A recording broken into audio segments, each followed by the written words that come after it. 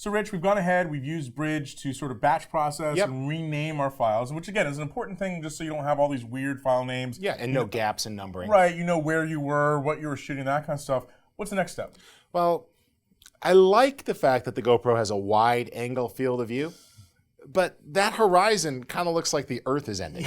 Yeah, the cool thing about the GoPro, as you said, is that really nice wide angle view, but it does borderline sometimes on being kind of fish-eye-ish. Yeah. And the fish-eye look is something that people sometimes like. It has its place, but when you're trying to get a normal-looking shot, sometimes clients just go, "What is going on? Don't you know how to shoot?" But fortunately, we have some tools that can sort of fix that sort of distortion in the lens and get back to sort of a more normal shot. And if you're using Adobe Photoshop, this is really easy. In fact, there's even a profile for it. But the good news is in the near future, I've gotten confirmation from Adobe that they're putting Camera Raw in both Premiere and After Effects. That's pretty cool. Yeah, you already got Camera Raw kind of in After Effects to do some of this, but you're gonna have much more flexibility. But let's do this in Photoshop because it is a bunch of stills. Cool. So what we're gonna do is we're gonna just basically take this and we're gonna batch process. So if I just select everything, I could say right click, and I basically wanna open this into Camera Raw. Okay. And in doing that, it opens up. And, we could do any adjustments we want here. Like, we might as well color correct a little bit. Everybody loves some of their clarity, and let's boost the sky with some vibrance, nice rich sky. Now, just to be clear, this is Camera Raw that you've seen in Photoshop, but this is still running inside of Adobe Bridge. Well, Camera Raw is almost a mini app, and you could access it from Bridge, Photoshop, or After Effects, and eventually you'll be able to run it as a filter in Premiere. Really cool. You can run as a filter in Photoshop today, so it's kind of like an app or a filter. Yep. So we color correct. Yeah, you got a little vibrance there, a little saturation, looking pretty good. Yeah, and we can go ahead and turn on our clipping warnings here, and we see some of the whites are clipping. Yep. To be expected in the clouds. Bring your highlights down a little bit. There you go. Save those. Great. Yeah, so it's looking pretty good, right? And let's lift the shadows up on those trees just a little. Yeah, so not so crushed. That's good. Looking pretty good, right? Yeah, I think it's for now. It's a good place to start. Yeah. All right. We go over to this tab called Lens Correction. Yep. And you got Profiles. Yep. You turn this on. Yep.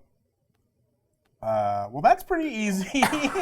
And you see that it actually recognized a GoPro profile built into the shot. Absolutely. Now, so Adobe's done a lot of work with common cameras, common lenses, to sort of figure out all the numbers and all the math about how to correct for these. Now, the cool thing is if you do have a lens that doesn't have a profile for it or a camera that's not recognized, you can build and save your own profile. Yeah, there's a free lens profile creator. You can even use this on video cameras. It's basically a chip chart. You point the camera at it with your lens and camera. It makes a profile to remove things like chromatic aberration, wide angle distortion. Yep. Now, that was the auto amount, and depending upon, it's not perfect here. I could just adjust this distortion slider and sort of refine that a bit, and that's pretty cool. And then you even have another tab here where you could say things like, go ahead and fix the vertical or the horizon, and it's going to look for lines and try to balance those out. Especially with architecture, this upright is awesome. It's not going to work here, but if you have like strong vertical or horizontal lines, it totally picks up on them and fixes them. Yeah, I mean, obviously for the GoPro it works great. I've used this before for like tilt shift photography, right? Where you want to just tweak, you went maybe a little too heavy on the tilt shift effect, and you want to just kind of straighten the line out. Very easy to do. Yeah, so this is looking great, and we have total manual control here as well, so you can compensate for any sort of perspective issues, for vertical issues, for a little bit of tilt, so we're basically sort of tilting that shot. And it's pretty cool, right? Yeah, now, so I have a question. So I'm obviously doing this on one image. What about the other 1,500 images?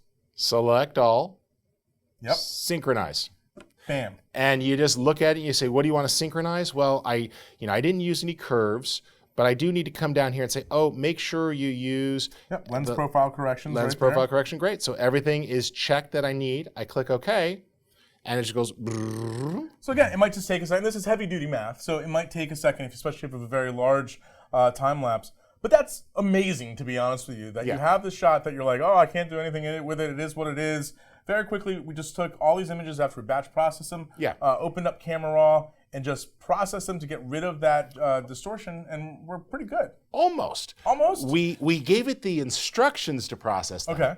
But until we click a button, they're not actually saved. I'm guessing that's the big blue done button? That's half of it. Okay. Now, if you're going into After Effects, clicking done, right now, this is the existing image with an XMP sidecar file. What's XMP? Well, XMP is sort of a metadata set that Adobe curates. And so essentially what it is, it's sort of the text information about all the corrections you did. Yeah. So it's a sort of what some people also call a sidecar file. Yeah. Right. So it's going to come along with the original file and instruct another application how to do whatever you did. So if you're using an application like After Effects, you're right. You click done, and After Effects goes, oh, interpret the files this way, and you're good. Yep. If you're using Photoshop, Final Cut Pro 10, Premiere, which doesn't have Camera Raw in it yet, you're going to want to click the Save Images button. Okay.